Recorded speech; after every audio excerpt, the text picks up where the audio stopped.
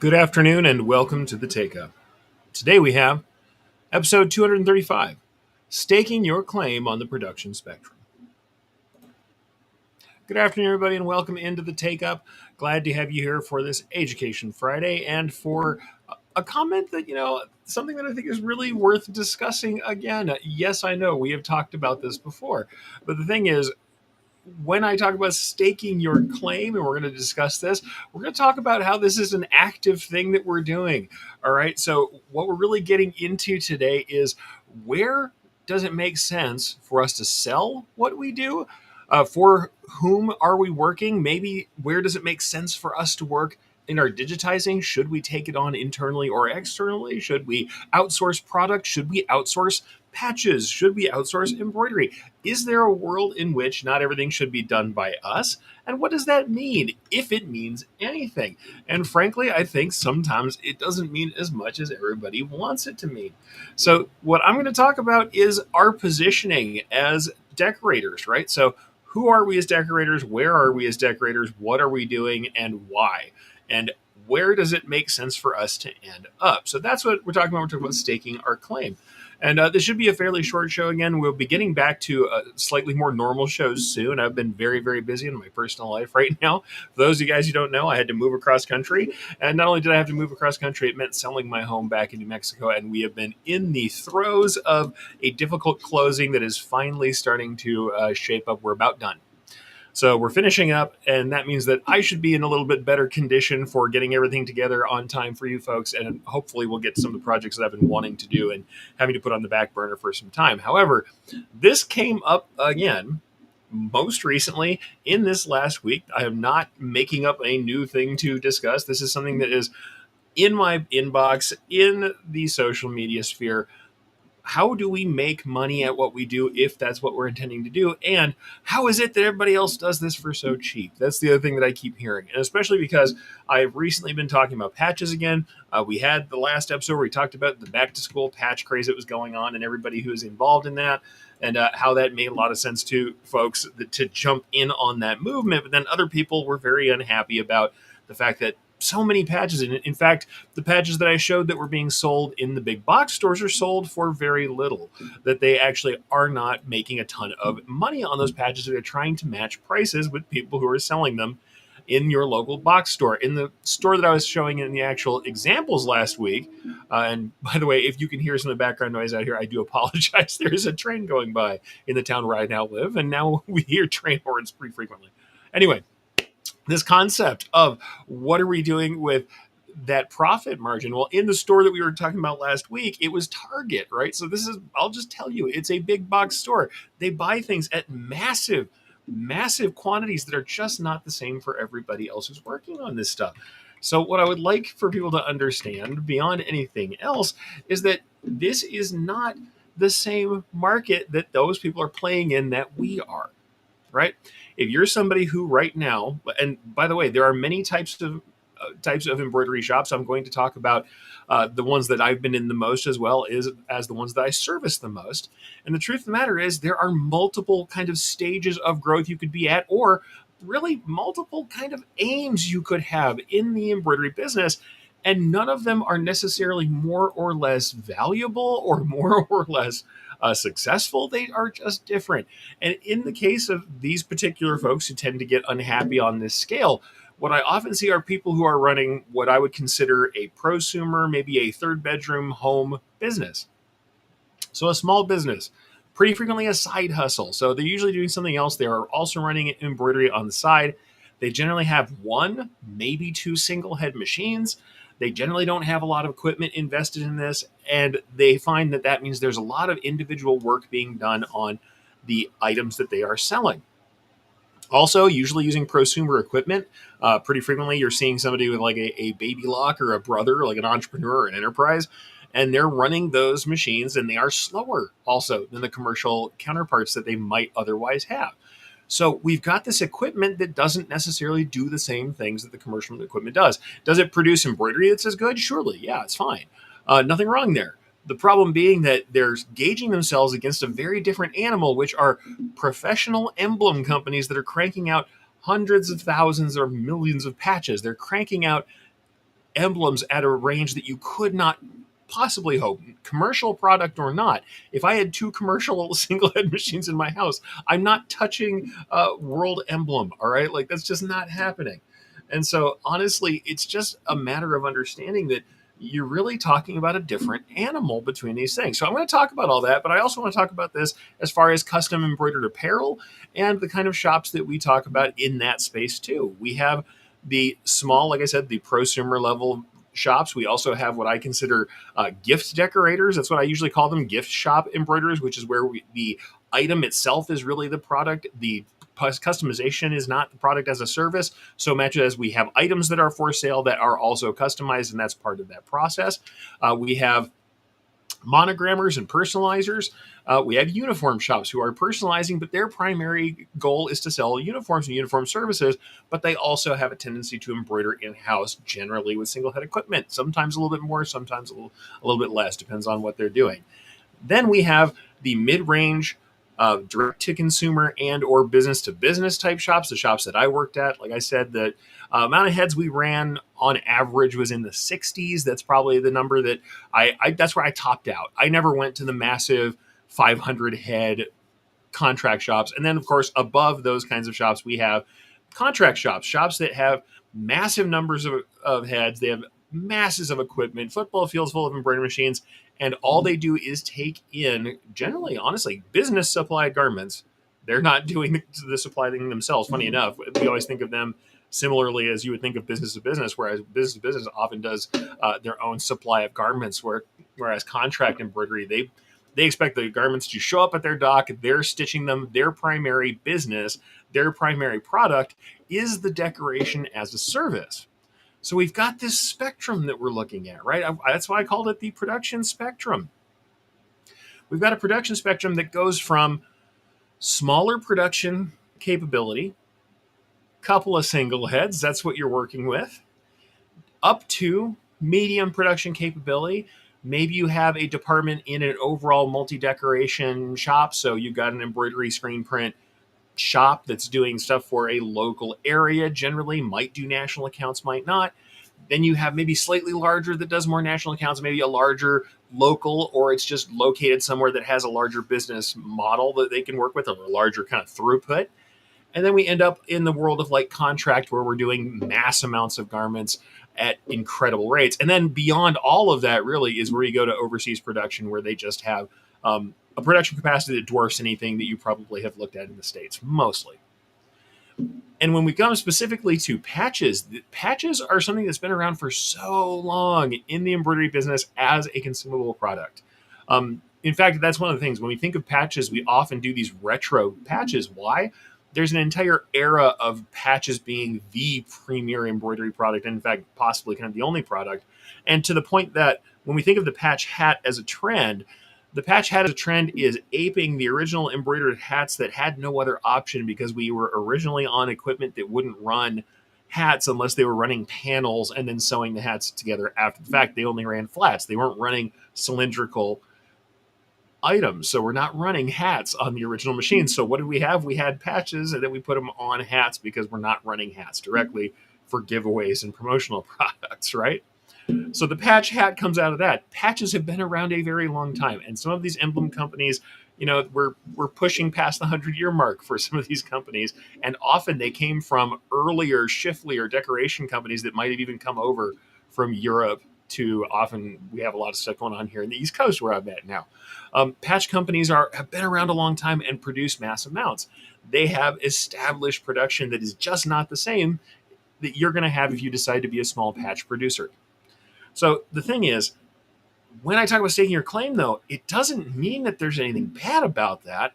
It means that we need to think about what it means for our entire customer base, that we can do certain things that a larger company might not be willing to or want to do. How should we charge for that? And also, in our own desire to be part of this decoration sphere and to do this commercially, how are we going to price ourselves and position ourselves for the correct people who need our services, who are willing to pay what we need to make to be happy, to be successful at the level of production that we're doing with the equipment we have? But we're going to get back to the staking our claim in a second. I'm going to say hi to everybody really quickly first, and then we're going to get to the topic. I'm going to go through some short examples. We're going to talk about some stuff from some earlier commerce stuff that I've taught before, because I've taught e-commerce to many people for many reasons, or at least in different spheres of this embroidery world. And I want to discuss that in a little bit more detail. And in fact, I want to put a little bit of a spin on this, in that this concept of staking your claim. I'm not just saying that because it makes a nice alliteration with the word spectrum in the title, staking your claim in production spectrum, though it does. I do love a good alliteration. Staking your claim, this is an activity that I think we need to do, and the active portion of that is important. Let's go ahead and say hi, everybody, first, real quick. If you're here on the replay squad, go ahead and fast forward, head on by, do what you got to do, get to the rest of the topics. I'll put up a banner again when we're done, but if you're here live, you guys know I like to talk to you and say hi to the folks who watch live. So first, we have Jesse Gibson, who comes in and comments very often in the replay squad. Thank you for being here live, and thank you for sharing and always commenting, Jesse. I appreciate that. Coming in from Cyclone, West Virginia. I just like saying Cyclone, West Virginia. We have Frank coming in from the UK, who always checks up and makes sure things are going well in the embroidery world. Thank you, Frank, for always being such a great contributor and sharer of important information. Hopefully we'll get some important information today and not just me chatting about stuff, but we'll get some good stuff going on there. We've got Doug coming in saying, hi, Road from Los Angeles. Hi, Eric. Well, hi, Doug. Happy to see you here. And I'd love to see everybody talking to each other, which is always nice. We've got Marta coming in from Texas. Hi, Marta. Thank you for being here. And we've got my friend and yours, the inimitable Lisa Shaw. Good afternoon. Greetings from smoky, windy, and cold Colorado. Here's what I'm going to say. We had some random weird stuff going on here in Pennsylvania where I'm at. I am not used to hot rain. We now have warm rain out here fairly frequently as we're heading toward fall very quickly. I'm going to say I'm not used to getting into fall this quickly either, but I'll learn, people. I'll learn. Once I see the leaves, everybody tells me I'll be happy. I hope so. But we've got Irene also saying hello. So hello, Irene. Happy to have you in as well. Seeing some great patches going on out there. And let's go ahead and get a comment. We have a comment from Jesse Gibson, and I'm going to go ahead and bring this in. But like I told the folks for topic-wise, I'm going to go ahead and bring up the banner one more time. We're back. You can quit fast forwarding. All right. Staking your claim in the production spectrum. And the comment from Jesse is this. A single head cannot compete with a 6 head or more. Here's what I'm going to say. Yes and no. But yes and no with a very big qualification on it. If you are trying to produce multiple garments with the same decoration on them at speed, absolutely, a single head cannot compete with a 6 head or more. You are correct. If you have 2 or more single heads in a fleet configuration and you're doing tons of individualized things, so let's say items that have names on them, items that are their own logo or have different colorways attached to them, items that are one of a kind for whatever reason that is. Maybe we're doing monogramming and everything is different. Maybe we're doing an online site where we are ordering and allowing people to set their own designs and type. Maybe everything gets its own or individual name. Maybe we're even doing team sports. And though there's definitely room for a multi-head to make that better, let's say we're just doing the naming portion of that. A couple of single heads can probably beat out your 6 head because you can only run the same thing all at once on your 6. But that's the thing. That's a matter of fitness for the particular job. But I'll say absolutely, if you are making 3 dozen of something randomly, something that is the same all the way across, and you need to have that thing out with the quickness and with efficiency, then yeah, that's where multi-head machinery comes in. That's what it's for. That's what it's meant for. Even if you are doing logo plus name, frequently if we're doing logo plus name, if we've got any kind of detail, any kind of time into that logo, if it's not a very fast, very sparse design, then running all the design at once and then tacking the names on the end, turning heads on and off as we go, is still going to be more efficient than dropping that into a single head and running each one. So that's the thing. Single heads are agile. Oh, hey, Justus in from Sweden. Hi. I'll say hi to him. But single heads, to get back to Jesse, and pardon me, I've got allergies today if I'm a little sniffly. I apologize. I will try not to cough or sneeze on you. Single heads are agile. Multi-heads have production throughput. Does it mean you should get rid of single heads if you want to do multi-head production? Absolutely not. You need them. I think one or two in larger shops are necessary. One for darn sure. You would never see me run a multi-head shop that didn't have a single head in it for sampling, individual name stuff, and honestly corrections and any kind of thing that allows me or requires me to separate off. However, if I were doing the kind of work that I did back in my entire most of my career, business to business work, mostly team sports work, police, fire, military, absolutely, I would absolutely want to have multi-head equipment. You can't be without it. Or at the very least, single head fleets, though they can get close, are just not quite as efficient. If this was the kind of work I'm doing when my minimums are, and I mean, our minimum was probably 12, but hey, that fills up either a 6 head twice or a 12 head once quite nicely. If your minimums are higher, that's just a better way to handle it. So we have a good comment from Frank, and I like this one too. We're going to talk about this, like I said, repeatedly, but Frank says, yes, Eric, exactly my business, 2 single heads, lots of one-offs. That's a good place to be. There's nothing wrong with that, right? There is nothing wrong with a couple single heads and a lot of one-offs. That is a really viable business model. And in fact, it's something that when I talk about the concept, and I'll say this, I'm one of the people who's talked about going, when I'm talking about the production spectrum, I've talked about going from craft to production, like, oh, we're going from the world of craft and single head embroidery to multi-head production. This is not evolution along what, in fact, it is like evolution in that you can evolve, and that doesn't mean improvement. It just means fitting the new environment better. If your environment requires a lot more of those, multi-head style orders, then of course, then you need multi-head equipment. That's not something you necessarily need for everything. And if your customer base has highly personalized gear, like if that's what you're doing, you are doing highly personalized stuff, and you're doing it with consistency, one piece, two piece, names on everything, colorway changes, individual hand holding on every design, then we really have to look for people who are willing to pay for the time, right? Pay for the time, pay for the individual attention that it requires for you to do that stuff. But it also means I'm not making $2 patches on those machines. Might I make $2 patches if I were, let's say, a World Emblem, and we're going to show them something from them in a minute? Yeah. But that's the thing. I will fully say I'm one of the people who said, oh, here's from, like I said, from hobby, from cottage to commercial. And the truth of the matter is what it really was is if you wanted to be in the custom decoration space, and in that what I mean by custom decoration is the classic custom decoration space, the business to business, team sports, police, fire, military, schools, and the like, and we're doing stuff like this. You're doing businesses, you're doing teams, you're doing that kind of stuff. And though there's some personalization, most of it is like business to business, it is military, it is company logos. If you're doing this all the time, the multi-head equipment is likely to be more important to you unless you're in a more limited space, unless you are in a rural area, perhaps, where you just don't have literally the number of people who need shirts with the same stuff on them. That is what it is. It is actually quite a bit more plain.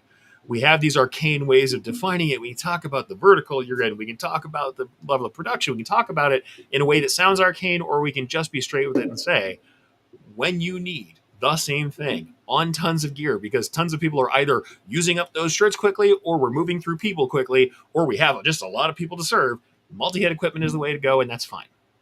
Can you do those jobs on single head equipment? Absolutely, you can. It's going to take you longer.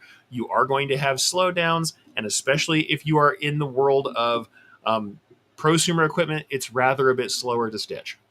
Doesn't mean you can't. No, you can do it. And I'm going to say you can be profitable. You are going to have to charge more than the people who are doing mass production. That's not bad. You just have to be able to articulate that value to the client that's in front of you. And Irene says, and she's also producing very similar to Frank, 2 single heads here too. I love the 2 to 3 single head business. That is a lovely little chunk of business. It allows you to do 2 different jobs if you need to, or pair them up to do jobs where you get a few pieces and you keep running those back and forth. 2 single head business is great. I also love, there's tons of people who do this kind of 1 or 2 single heads with a 6 or with a 4. And that's a great small business where we can run that thing out of like a large bedroom or a basement or a garage. And there's nothing wrong with that business. I like that business a lot. And if you charge appropriate for it, you can really be very agile and do a lot of things. And especially if you're in an area where that local service is very important to people, and you can articulate that and get yourself out the door and explain why that, how that costs like that. That's a good idea. And Irene says, my patches start at $10-ish plus digitizing fee. I'm going to say you probably should charge more, but I'm usually going to say that to everybody. But yeah, I'm glad that you're not trying to charge $2. There are people out there who are complaining because they're seeing patches hanging on a hook at Target for a couple dollars, and they were made for pennies, by the way. The margins on those are fine. They're not having any trouble. Plus, the other thing they're doing, right? There'll be someone who's in this space, like we're talking about, a couple single heads are doing this stuff. They think they need to charge $2 to $5 for a patch. And what you're going to find is they are packaged in a lovely piece of cellophane with a card with their name that they stamped by hand. Why? Because they love the thing they made. But the problem with business is being in love with the thing you made so much that you do extra work on it means that the cost of the packaging and the cost of the card. And by the way, I love all of that. But what I also love for that is to look at how much time that's costing you and how much effort that's costing you and make sure that your price makes sense. But that if you do it because you care that much, you have to decide that either you're taking that loss because you care and it's just what you're not willing to put anything else out, or that's part of the selling process, and the people who you are selling to should be more appreciative of it by giving you money for that process. But Frank says, and we'll just go ahead and grab Frank. By the way, thank you for the comments, guys. If you have more comments and questions, I don't mind us derailing this all to discuss. I will discuss the way we're working anytime, rather. I would love to do that. Rather than just do the stuff I have prepared and show you slides, I would love to talk about your shops.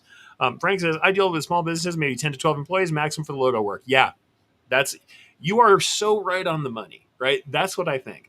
Once we get over this place where we've got companies that are a couple dozen employees that are regularly replacing garments, they probably want to start heading over to the shops I was in. And that doesn't mean anything bad about either shop. And in fact, I think the best version of the embroidery world is where we're very synchronistic about this thing. When we say, hey, we have an opportunity here.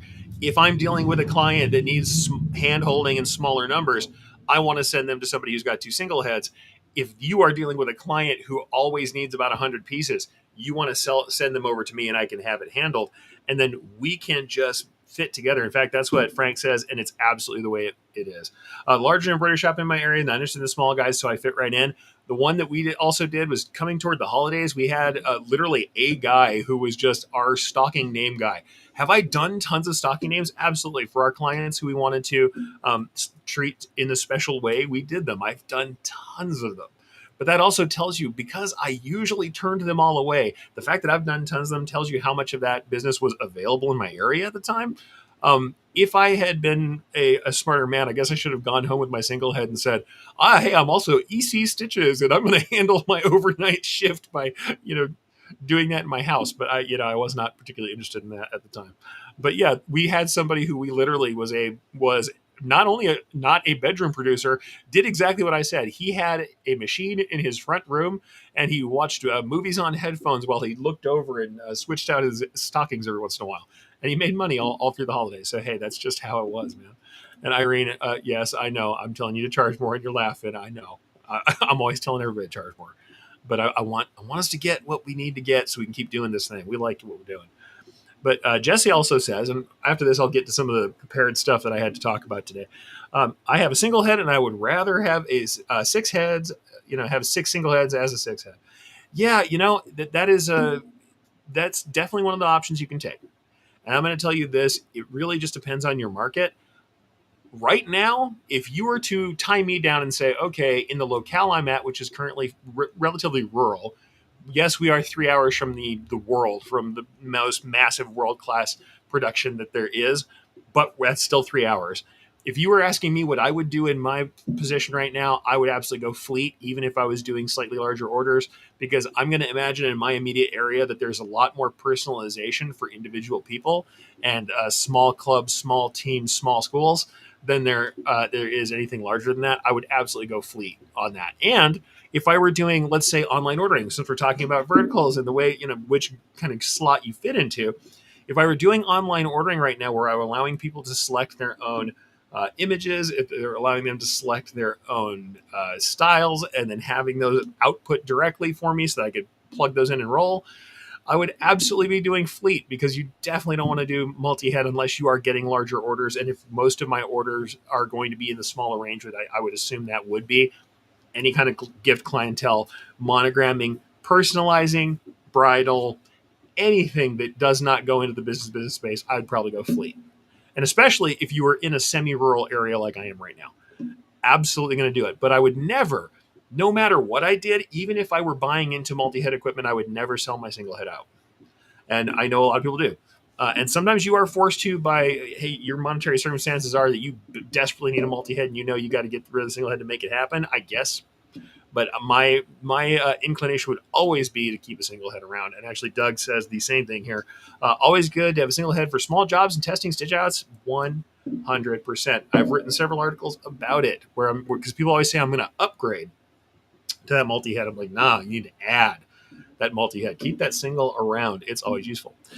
But let's go ahead and get into some of the shared stuff. And like I said, I'm going to share some of the stuff that's from previous things that I've taught. I'm also going to show you some social media posts, some example stuff that I was talking about, and just kind of give you a sense of what I mean when we're talking about staking our claim to this segment, and why I think that maybe it is just not as fraught as we think it is, right? Or it shouldn't be.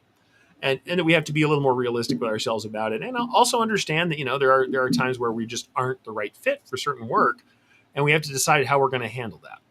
But here, let's go ahead and grab, like I said, let's grab a quick look at a slide from one of my previous presentations. I'll go ahead and throw this into presentation mode so we don't have all of my icons everywhere. So this is the thing. In this Finding Your Foundations piece, we're talking about e-commerce, and people said this whole concept of commercial complaints versus commercial falsehoods, because everybody was saying, oh, hey, crafters shouldn't be in this thing. Commercial people used to think that crafters had poor execution. We're always cutting prices. We're selling too short, selling too cheap. I'm going to say that is somewhat the case. I think it's not as much as it used to be. Now the problem is that people don't know how not to do this, because they really get their heads on competition with things like the big box stores, which makes absolutely no sense. You're not competing with Target or Walmart. That is absolutely never going to happen. Not only is it not very sensible, you can't do it. It just won't work. You're in the wrong place entirely. But let's briefly talk about this, right? Unfair comparison or distraction. It used to be where people thought, oh, because these crafters are here, people think that they can do what we do because they have equipment. So commercial people thought, oh, it's devaluing the product, it's reducing the survival and profit of commercial shops, and it's creating bargain hunting customers. I think this is BS, because as a commercial producer, we had bargain hunting customers all the time. What reduces survival for any business is not pricing appropriately, not doing good work and turning it in on time, number one. Number two, not pricing appropriately for the work that you're doing. And also not knowing where you are aimed, not marketing. Not getting out there, not beating the street, not making it happen when you have to is certainly a part of it. Also, people get into the business not understanding whether or not there's room in their area for the business, or having a unique proposition for why they are valuable and should be selected over someone else who's in the same space with them. So those are falsehoods. Hobbyists make poor professionals. Small shops can't make money. Don't fall in love with the process. Though I've talked about a little about this, I'm going to say that these are kind of caveats. Yeah, we don't want to fall in love with the process so much that we do things that are unprofitable for ourselves. But these things are just the case. No matter what vertical we're in, if you cannot do the work you can't be in, professional embroidery needs to be profitable. So if you are someone who wants to be profitable and do this as a profession, it doesn't have to be commercial in scale. There's not a special scale you have to hit. But if you want to do this in a business sense, you do need to make a profit so that you can continue to work, so that you can, at the very least, make space for yourself to work and keep your equipment running, if nothing else. If nothing else. And that selling is not a dirty word. And here's the other thing I'm going to say. Not only is selling not a dirty word, marketing is not a dirty word. And it's value. Understanding price and value, and debate, not just debating that value, but proving your value, having a case to make for your value, is not something that we should feel bad about. So the one point that I was making earlier is, we look here on the left, this is one of the areas in the embroidery shop that I left last, right? And you can see that the machines are starting to age here. There are no no LCD screens on these, so you can tell that these are older machines. And over in the very back are very old machines back there. There's a, I believe we've got a 9 needle Tajima, and then behind that's a Barrett with a turret head. If you know what a turret head is, then yeah, you got to know. It is an old school sort of head that is spins around like this to change needles instead of sliding back and forth like the heads that you know and love. But the thing is, if we look on the left hand side, on the right hand side, on the right hand side is a good friend of mine who I went and consulted with, and she had what, 2 single heads in a basement. Was she making money? Yeah, absolutely. She was in the business for quite a long time and did a great job. Is the person on the left doing better than the person on the right? Not necessarily. If the folks on the left doing business to business work, now they were doing great. I was there. We were profitable. They sold out and eventually retired after I left, but they were profitable for a very long time, and they managed to keep us on during some pretty rough times, and then came back from it making money. They made quite a lot of money. They did well for themselves, and they sold out and got out with money in hand. So, were they profitable? Yes. But here's the thing: if they weren't, let's say that they had become overly invested in equipment without having the work to justify it. Let's say they were not paying attention to how long things were taking. Let's say they were not taking the right kinds of clients. Let's say they were running single head type work on multi-head machines and leaving most of the heads empty most of the days. Sitting here on the left hand side, that might be an unprofitable shop, whereas the person on the right hand side who has lower overhead, who is very nimble, might not be making as much embroidery, but if she's charging more for it and she's making sure that it's profitable and she's spent her time in the right way, then the folks over on the left might be doing worse than the folks on the right. Because when it really comes down to it, this is in and out. This is what's coming in versus what's going out. How much effort are we putting in? How much are we committed? How much money do we have in the process? How many people do we have to employ? What's our overhead in the business? What kind of expenses do we have for repairs and everything else? And what are we charging? And how much per hour of labor are we putting in our pockets? That doesn't really matter for size. Does it make a difference if you need to do more throughput, or if you can, if your business is going so well that you can do more throughput, would you maybe want to grow and have more equipment? Yeah, sure. If you're doing well, if you're producing well, you've got a good head for business, and you're starting to get more and more opportunities that look like kind of opportunities that will run the shop on the left, then there is nothing wrong with wanting to become that shop and tool up into that shop. But if your opportunities are the kind of opportunities that make more sense for 2 single heads, if you're doing bridal veils at a high ticket per piece, but each piece needs to be handled by one very skilled operator, whereas on the left, you can have a lower skill operator who is still a skilled human being by I'm going to say by all means, I was an operator before I started. There was certainly good and bad operators that I've known over the time in my career, or at least skilled and less skilled operators. But you can have a less skilled individual cranking out polo shirts that doesn't have to know the ins and outs of the fabric the same way that an operator might, who's over on the right doing, let's say, high-end bridal, veils and bridal embroidery in general. And here's the thing: you might be doing more stitch count on the left, less on the right, and paying quite a lot more for the piece on the right that has someone who has special interests, who has special abilities, who has an understanding of a certain market that's different, who has an understanding of how to run on the kind of garments, the kind of stuff that is selling into the particular market that has a higher perceived value and a higher actual value. That is where the rub is. It's not about exactly the item. And here's the other fun thing about that too: you could also have the item be the same. In this case, I kind of showed you something different, right? We have on the left, we're talking about polo shirts for business. On the right, we're talking about bridal veils. Well, okay, those are very different things, but you could be running the same thing. And then we could flip the entire script. Let's say that we're talking about doing those polo shirts again. And on the left and on the right, we have the same job. I've got a job for 300 shirts. The folks on the left are going to be in and out of that job in a way that is a lot more profitable than the folks on the right. Does that mean that the job itself is better or worse? No. Is it a better fit for the multi-head equipment? Yes. Than the 2 heads in the basement. The thing is, can you do that job on 2 heads in the basement? Yes, you can. It's all about understanding what it's going to cost. And the thing is, it's not wrong for the person in the basement to say, for me to do that, this is what I want per garment. And for it to be more, than the person on the left. There are reasons why that makes sense, even though the person on the left has higher overhead. When we're talking about someone who is setting themselves up for mass production, they're going to be setting themselves up for more throughput, and they're doing it so that they can achieve value on the bias, right? To get everything all together. So, I mean, which shop, and in fact, I'll put that back up for a second. Which shop is successful here? Whichever one is making a profit. And that has more to do with understanding your output and your input. That's really what it is. And in fact, one of the things I wanted to say, like we were talking about this concept of, uh, who's doing what and for what money, and this all a lot of this started, or at least this formed up for me as a topic for this week, because we had somebody in one of the social groups, and I had a couple people who were asking me, on the side, kind of similar stuff. They were asking me about patch pricing, and then I actually answered somebody just very coincidentally. A lot of these things kind of come together in threes. I'll see three messages from different people from different sources that all have very similar kind of drives behind them. In this case, it was, hey, for anybody who's out there making patches, and I'm not going to reveal who said this stuff. If you're making patches at home, how are you doing this when these people are out there charging $2 for it? And there's multiple different reasons why this is a problem as a question, right? Number one, the person who's asking this is definitely at home running single patches on a single head machine. They are also running one at a time, not multiples on a span. So there's also some difference there. They are running one patch at a time on a single head machine with a fair number of stitches in it, which is often the case with patches.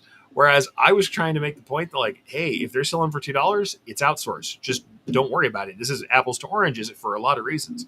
And here's what I want to make clear. I had this post that came up in my memories. It's funny. After just having said that, I had a memory of a post I shared back from World Emblem. And this is an old post. It's from like 2019. But I just got to share this video again if you can see this. Hopefully you guys can see this pretty well. This is one of the World Emblem fabs. Look, these are machines. And yes, those are machine rows back to back to back to back. And I don't think that's their only production facility, but that's a heck of a production facility. So yeah, just soak that in for just a second. So if I'm going to be trying to produce patches one at a time on a single head machine, probably on prosumer gear, it's quite a bit slower stitch wise than stitch per minute wise than a commercial machine. And on the other side, I'm trying to compare what I do with this plant. And Leon, I'm going to let that swing by us a few more times so we can really get it through our heads. Oh, unless I, of course, pop up in a menu that I'm going to cut out of my video later. Yeah, this is what I'm talking about. This is not you. That's okay. But here's the thing. This is why they can do this. They do this production either overseas or if they're doing stuff here. This is not you. This is not how you're operating. And that's okay. That we are not meant to operate the same way. And here's what I'm going to say. This is what I've said about how did I do patches, that it made sense in the shop that you just saw, this much smaller shop, 68 heads, not hundreds of heads. How did that make sense, right? Well, it's all about kind of how are you equipped and who's your right customer, right? And that's the thing. For us, we were able to provide both measurable value and perceived value, right? So the big thing was the measurable value. The big shops had, and here's the thing, at the same time, I'm going to tell you, minimums have come down quite a bit. And I'm going to show you the purchasing page from World Emblem in a minute to prove this point. But at the time that I started doing patches, patch minimums, 100 was just becoming a thing where you could order 100 from the big patch companies. And yeah, and Irene says that. The big guys won't do small orders, number one. So the first thing is, people won't do it, right? They won't do it. The second thing is, a lot of the patch companies, and it depends on which one and what kind of stuff you want done, a lot of the patch companies, they are also not going to do the same turnaround time. You're not going to walk in the morning, provide your art, and have an in-house department digitize and produce something in a day, admittedly for an incredible, exorbitant amount of money in comparison to the $5 you might pay for the same patch from the patch companies, from these emblem companies. But if you came to this shop that I was working in, and I was your in-house digitizer and designer, you could come in to me, and here's the people who did it were movie companies and production companies.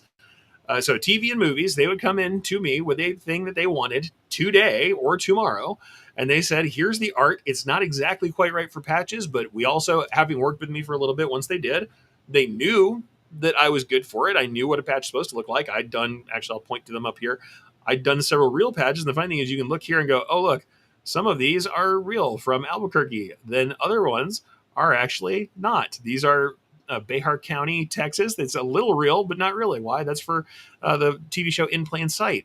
But they could deliver this thing to me with the art not quite right, and I would return to them a spec piece very quickly, and then be able to produce a very small amount quickly that they could have in hand in time for production for shooting, even if it was that day.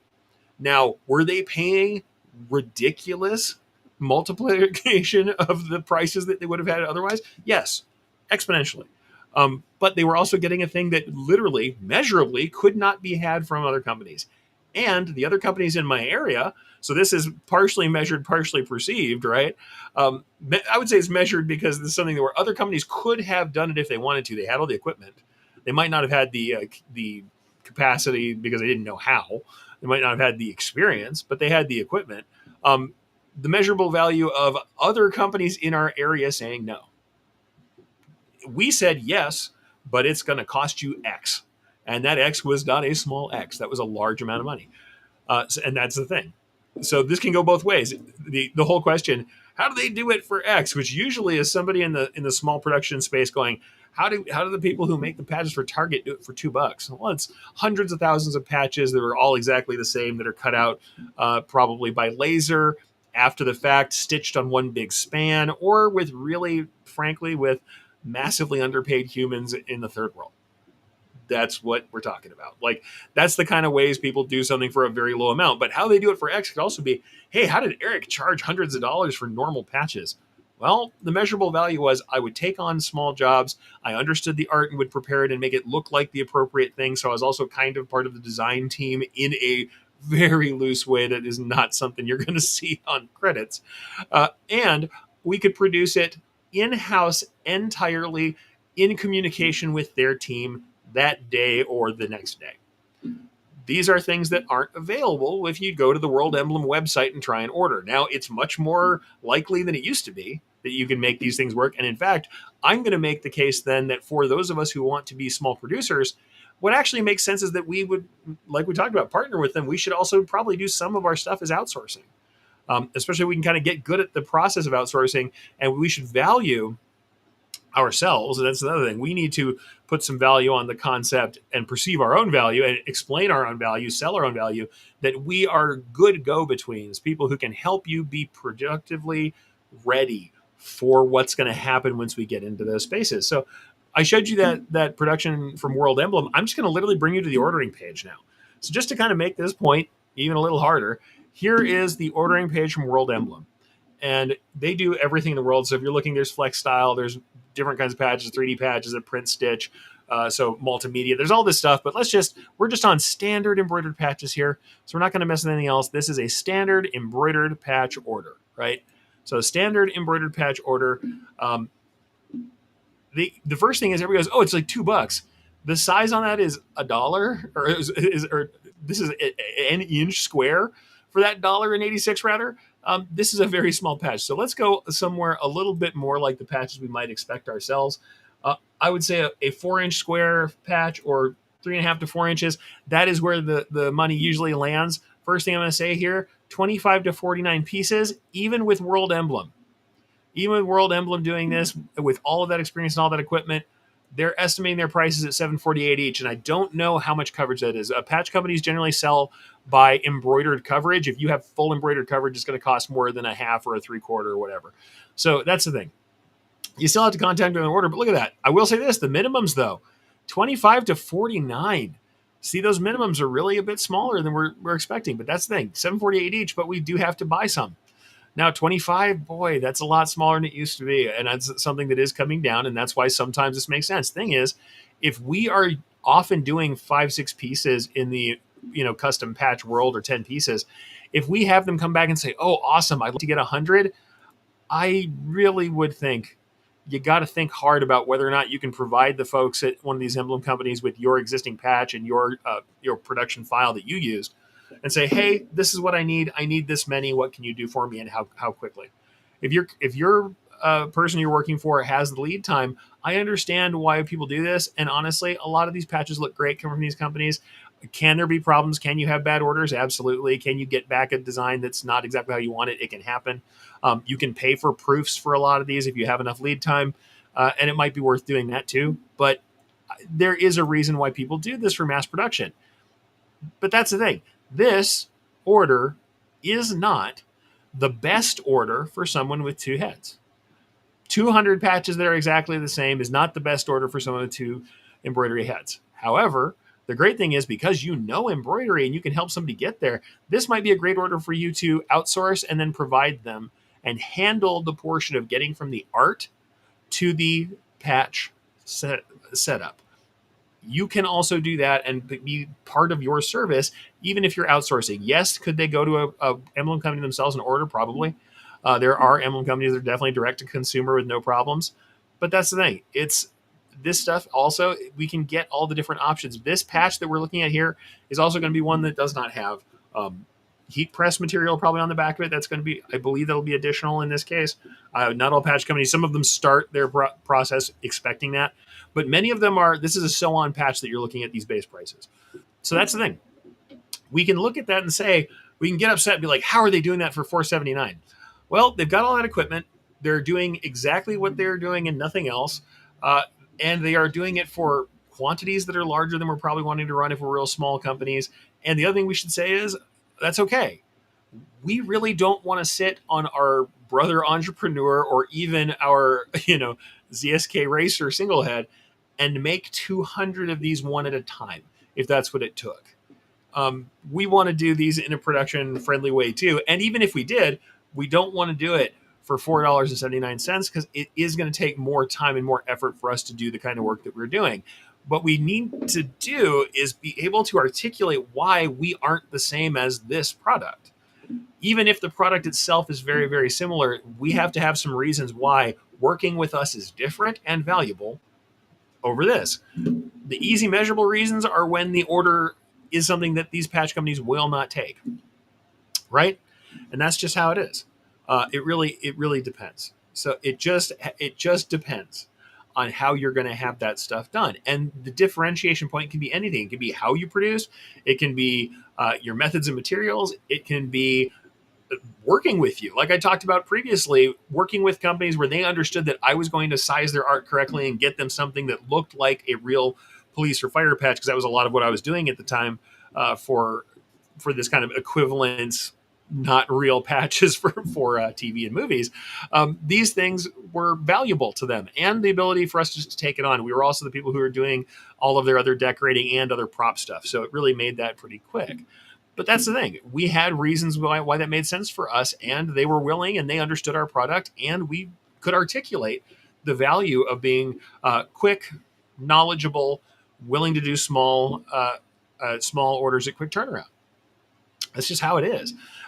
But that's the thing. You really do have to look at that value. And Irene says, that's how I get 10 for the 3-inch patches, 24 for 4 to 5. They want them fast. China companies take weeks. I take a day or two max. Yeah. That's the thing. A lot of the companies in China, you're sending off and it takes quite a long time. Now we're looking at tariffs. Who knows how that's going to really affect stuff. Also, Doug says, and he's asking for us specifically, did you guys do Mero machines? We actually didn't. I did all of mine embroidered edge. I did the faux Mero stitch really early. I was doing that a long time before it got popular, because honestly, it was something that I was working on just to kind of make the patches look more like official patches. The thing I'm going to tell you, though Mero machines are awesome and they're great for doing patch edges, and I'll bring that design up we were just looking at again. Yes, it is that. Oh, and pardon me, I accidentally grabbed Irene's comment again. You're talking about Mero machines here, right? If we look at a lot of the patches that you're seeing here, quite a lot of folks, even though there's a lot of stuff Meroed for standard shapes, when we have complex custom shapes like this and they're heat cut out or laser cut like this, they have what I always call the perfect edge, and they often have a satin stitch. I like the look of the faux Mero, and so I almost always go with the faux Mero. And in fact, what was interesting about our pieces is if you liked the marrowed edge, the classic marrowed style edge like you would see here, because I was doing it with embroidery, I could do things that a marrow machine wouldn't do, but still give you that edge that a marrow machine makes. So the faux marrowed edge, the overlock style edge like we have in Stitch Artist 3 or Patch Artist, if you know from Brilliance, which we eventually automated over here. That edge can go like in insets or holes or around tight spaces that a marrow machine really can't do. Or like I said, inset holes was another big one where I'd have a large patch that has a hole somewhere in the middle of it. I could put an edge around that in a way that you can't do with a traditional marrowing machine, right? It's just not happening. Whereas truthfully, a lot of the patches you'll see, they just have that perfect edge, right? And this one is rotating like crazy, so we're seeing all this stuff. But that perfect edge, that hot cut edge with a satin stitch, or even right up to the edge of the design, and you see a little bit of the carrier behind it, the usually polyester twill. That's pretty common, especially for complex shapes, because really a marrow machine is not great for complex shapes.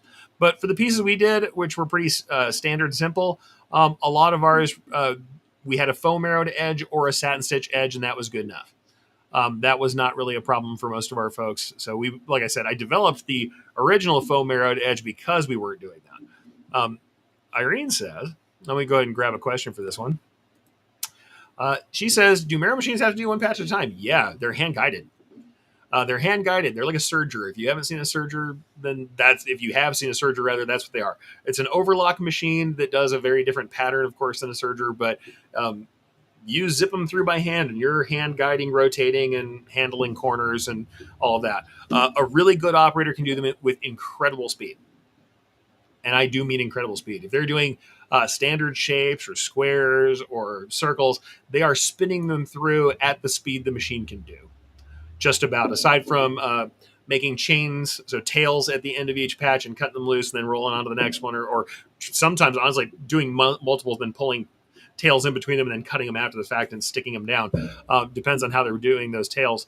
Marrow machines, yeah, they have to do it one at a time. But people who are good operators who run marrow machines quickly are incredibly fast, blindingly so. So yeah, but at the same time, like Irene says, wow, no interest in those. Yeah, me either. I don't have any interest in doing that either. I'm not a big marrow machine dude. Even though I love classic style patches, I also love my friendly embroidery robot taking care of just about all that work. I am not someone who wants to do extra hand work on my stuff. I know that's the funny thing, is because I do like a lot of artistic embroidery. And in fact, I've gotten into some scrapes with folks online. I love like chain stitch and chenille machines and people who do them manually, the manual hand crank chain stitch where you're aiming it and running all around. You're on a cornerly machine. I love that stuff. I just could not make multiple pieces of the same thing where I was filling in areas over and over again. My brain could never. And I've gotten into it with folks where I said, hey, I love what you do. It's beautiful work. I couldn't do it. But also, you guys saying that those of us who do things on a computer don't have any creativity, I'd love to have you come digitize and tell me how good your first design goes. Probably better than most because you've been doing it by hand all this time and you understand the machines and the equipment and what have you. But let me tell you, there's artistry on our side too. We all have something in it. The thing is, we have to articulate our value to people. And we have to understand that. And what they're trying to do by saying, I do hand-guided chain stitch work, here's why it's different than everything you've seen, is articulating their value. And that's okay, right? So let's go back to that for just a minute. I want to go back to that staking your claim thing here and just run through some comments just quickly. I said, I'm going to probably keep this to an hour today rather than go into an hour and a half like crazy. We'll keep it a little shorter today. Let people go a little earlier, and hopefully we'll leave some room for some more technical stuff later.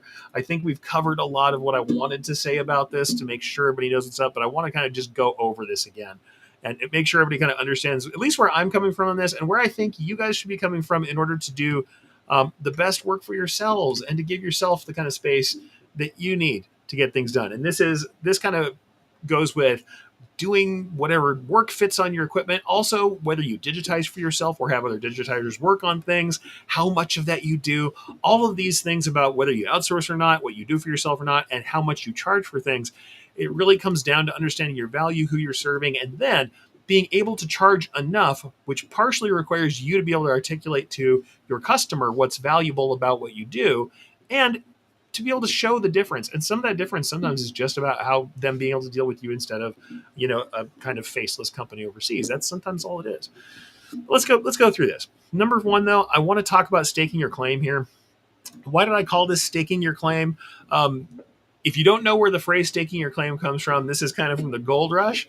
So this is this is old school gold rush in the Americas. The concept of staking your claim is literally putting stakes around the area that belongs to you. And why did I want to have us kind of stake our claim in the production spectrum?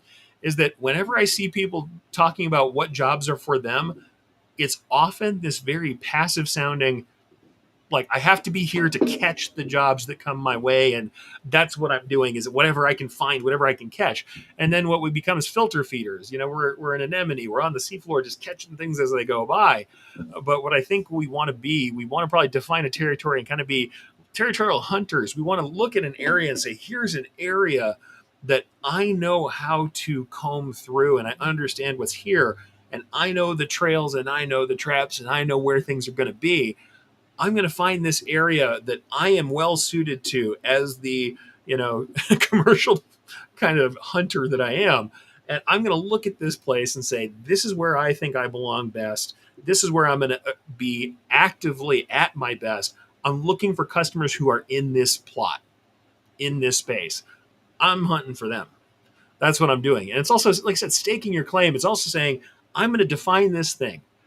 I'm going to define my space. This is where I think I belong. I'm going to put corners around this thing. I'm going to stake the edges of my claim and say, this is what I think belongs to me and where I fit and where I believe the pay dirt's going to be for someone like me. And the reason why I kind of make this a point, and I know people are going to say, hey, that's, of course, it's exactly what we do. That's what we're doing. We're always doing that. I don't know. I think a lot of people don't, because this is really an active kind of positioning. And that's one of the things we need to do, right? Because as my friend Aaron always says, and I kind of agree with this too, if you say your ideal customer is every customer, that's nobody. Everyone is no one. Because you can't think of a better way to address everyone. You can't think of a need that literally everyone has. That is a really hard row to hoe. Trying to address and especially if you're trying to say, here's a special thing that I do that no one else does, but everyone needs it. Boy, that is just not particularly likely. So everyone is no one. You have to kind of want to position yourself to be in the place that works best for you and to kind of have an ideal customer, right? So this is the thing. Active positioning, I think, is a big part of that. We want to stake our claim. Now, can you do passive reframing? I'm going to say yes. Yes, you can, because here's the other part of it too. And the reason I'm going to call this passive reframing is that sometimes you have a job that comes to you and you're trying to figure out how to price it and cost it, but it doesn't quite fit into the space that you're in. But the person really wants you to work on the job. Maybe they don't have another option. You are willing to do it. The other thing you do is say, you know what? These are the rates for the kind of work you have. And what people often say is they go, oh, wait, but when I was actively positioning myself, I wanted to be this guy who does business to business stuff, but this person's coming to me with these individual onesie twosie jobs. And that's what they used to call it in our shop, to the point that there was a onesie twosie order type in our system, which is terrible. But we used to call an order a onesie twosie order. When they come in with these little orders, they would be like, we don't do those. We're just going to give them our usual rates, even though our rates are tuned for like 64 pieces. I'm going to give them that rate for 2 pieces because that's what we do. Well, the passive reframing part of it is going, well, no, okay, maybe I didn't actively look for this position, but if I'm taking on this job, I'm going to reframe it. I'm going to say, okay, it came to me. I'm kind of passive in this thing. I didn't go to find this order, but I have to reframe myself, my rates, and my business to say, if I were the business for this job, what would I need to charge? How is that going to affect me? What is the right scale for that to work with me and the equipment that I have? Can I reframe the way that I'm doing this work and the way I'm charging for it and the way that I'm processing it in a way that's profitable for me, despite the fact that it's not in my territory, it's not my claim, it's not what I expected to do? And you can do that. You say, okay, passively, I've achieved these jobs. And then eventually what can end up happening is, if these jobs keep coming to you and you find a way to make them profitable, then what we've actually done, oh no, what we did was actively position ourselves. We stake a new claim. We're like, all right, I've got a way that this works. I'm going to stake my claim and I'm going to get out there and say, this is what I do. This type of job is the kind of job I can do. So yes, you can passively change your mind about how things go. But the thing is, the reason why I talk about it is reframing is lots of people will have a job like that that doesn't fit. It comes in and then they are confused and often are kind of upset about how the job's going or what they're charging for it, and they forget that they were part of that process. Don't get me wrong. Sometimes it's because it comes in from your own customer who's been doing these multi-hundred piece orders for you all this time. They give you a two-piece order and they're expecting it to be charged the same way, and it's not related to their most of their work. Then we also have to decide, hey, am I going to do this as a loss leader, as a essentially a marketing cost to keep this big customer happy? And sometimes you do. But if it's someone who keeps coming to you with the stuff and it's new customers kind of approaching you that way, reframe the way you're set up for it and say, if it's going to work for my business the way I'm set up, this is how it's got to work. And if they're willing to go with you on that journey, whether that's it only fits in at a certain time of production, it has to cost this much for it to work out, whatever it is that makes it profitable for you or makes it fill in the blanks for some other part of your production, that's okay. And here's the thing I'm going to kind of seal that with, and this is no matter what solutions we're talking about. This is something that I keep bringing up, and it seems like something I shouldn't have to say, but it seems like I often have to say this to the point that I have slides in my slide decks to say this. Whatever this needs to be for you, any solution that increases the perception of value to your customers and opens you to more opportunity is valid. It doesn't have to fit the way you decided the business would be at the beginning. It doesn't have to fit your current market. It doesn't have to fit somebody else's perception of what the business should be. It has to move the needle in the proper direction. It has to work for you, and it has to work for the customer. And that's it. This is an agreement that you're entering into with another human being for services or goods. That's it. You don't have to make that work for anybody else. Has to work for you, has to work for them, has to be profitable, has to be fair, and honestly, fair to the point of what the customer is willing to pay for and what they're happy to pay for. And sometimes that's more than you think it is, and you should probably be looking at your charges. But that's the thing. It's all about that value, right? And the thing is, we have to understand that there is some difference as to how you're equipped. You're running 2 single heads in the garage is very different from somebody running multiple 12 heads. That is different. How are you equipped? But it's also how are you equipped personally? Do you have specific knowledge of a thing that somebody else doesn't? Do you have specific knowledge of the niche that you're working in so much that you can produce things that other people can't? Do you have a technical knowledge or an ability that somebody else does not? You have something to sell that is a unique reason to choose you. How are you equipped? And how does that make sense for the potential customer you want or the customers that you already have? Secondly, I do want you to think, why choose me? You have to be able to articulate why this is. And I think that that's only fair. You have to be able to articulate to someone else. If you can't answer this, it's the first thing you should be doing if you want to stay in any kind of business. If you can't answer this, it is your homework. If I've ever given you homework, this is it. If you're in a business right now and you can't answer this question for your customer, you are absolutely missing something critical. And you need to stop and take some time to think about it. Why choose me? Is it measurable? Am I cheaper? Am I faster? Do I do something someone else can't do? Is it perceived? Do they feel different when they work with me? Do they feel different about my products? Do I have something that increases the perception of value to the customer? Does it just seem like I'm worth more? And could I? And honestly, when you start to think about other people's setups and you find yourself kind of saying, okay, how do they do that for that amount of money? Either how do they charge that much or how do they charge that little? Realize that there is something going on there behind that. How they are equipped, how they are framed, where they have staked their claim is different. And you got to think about that. And if it's not different, if it is apples to apples, you should ask yourself why that's working for them, how it's working for them, and also realize sometimes it's not working for them, even if they've maintained themselves in business. Just being in business and remaining functional doesn't mean they're doing well, doesn't mean they're making a certain amount of profit, doesn't mean they aren't making profit in some other part of their commercial lives that is not the part you can see. The number of times I've known folks who are in the embroidery world or in the decoration world who have something else that they make most of their money at, and they don't make very, very much money in their decoration shops that they love. That is it's a non-zero number for the folks I've known who have something else that's supporting their decoration habit.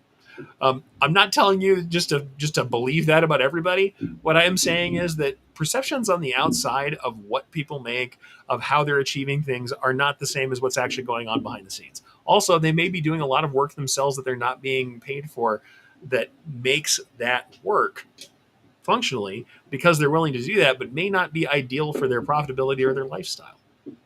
You don't know. So here's the thing, real quickly: small shop pros and cons, large shop pros and cons, contract shop pros and cons. I'm not going to go deep into these. What I'm just going to say is this: no matter what we're talking about, the divisions are usually about overhead. Small shops, home-based shops have very low overhead. You don't have a lot of money tied up into equipment, but it means you don't have as much throughput or ability. You're smaller, you tend to be more nimble. So the small shops and the medium shops are more nimble, able to change on the drop of a hat, whereas the larger shops, the contract shops that have tons of equipment and tons of overhead, they really have to keep their throughput going, and they can't change their ways quite so quickly. The other things that do make pros and cons kind of differences there: if you're in a smaller shop or medium shop, individual attention can be paid to orders in a way that the contract shop's not made for, and honestly they don't want. Uh, the job by job investment changes. Uh, Individual shops are going to be very invested in a job, though they might also do customer supplied stuff. Gift shops, monogrammers tend to do customer supplied stuff pretty often. Medium shops might have more investment than either those groups, because in a job they're probably putting up the money for the garments and the materials, whereas a contract shop, a large contract shop, is going to have you drop the stuff on their doorstep and handle it. So those are things that we then think about. Where do we want to land? How much investment do we want to have? Or can we change that paradigm up in order to make more sense for our particular customer base? And that is one of our things. Like I say, our shop here, we stopped taking a lot of customer supplied garments. Was there probably a mid-sized shop that decided to raise their decoration prices, move to a decoration as the primary product, and then let people bring in more customer supply? That would be a point of differentiation between us two, and it would have nothing to do with equipment or ability. That's the thing. This isn't really cut and dry. It's about understanding the fit and the needs.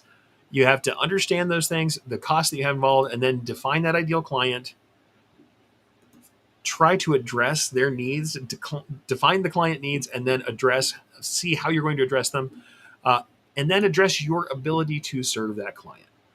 That's going to help you figure out how you're positioned, what you should be doing if you have that target. Otherwise, the other thing we do instead is define that ideal client based on what we are already set up to do, and then try and find where those clients are at and give them our unique value proposition as the pitch.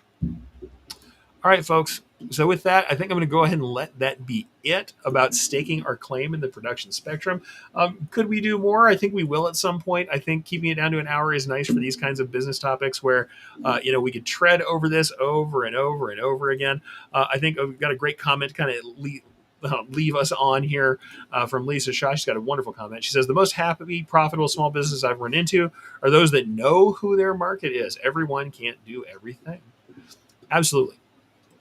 I think it's a great thing to walk off on. So thank you, Lisa, for that comment. Um, you will be happier if you are positioned in a way that is uniquely valuable to your customer, that makes the best use of your skills, abilities, and equipment, and that then brings together that nexus of value. The customer is trading value to you that makes your life better, lets you do what you want to do, but keeps you in keeps you in the black, keeps you above water, and they are getting a product that is really geared towards them, that makes sense towards their needs, and that also comes with an experience, that experience of working with you, that uniquely addresses where they want to be and how they want to interact in getting that product made. Are there folks who want the black box that money goes in and garments come out? Absolutely. They're probably not your client if you're a smaller shop. Real small shops tend to be ones where connection and interaction is important, or they tend to do lots of personalization, lots of individualized work, and that work speaks in that same kind of way. So understand that relationship, look to build in a way that makes sense either to get you to the place where your ideal client is, or understand yourself in a way that you can target that ideal client that's going to fit where you're already at. Do what's best for you, do what's best for them, and I assure you, you'll be on the right track. All right, folks, with that, Hope you have a great weekend. We will come back and do this again next week. If you've got questions, if you have comments, please comment here, whether or not this is after the fact. If you're on the replay squad, comment here, catch me on social, send me email, comment over at erichcampbell.com. Go check out the stuff that's going on at embrilliance.com and the stuff that we make there. And I would love to talk to you about that later. You have a show idea, you have a concept, get those comments in. I will try and answer where I can. And if I can't answer here, you might see it here as part of the take up next week.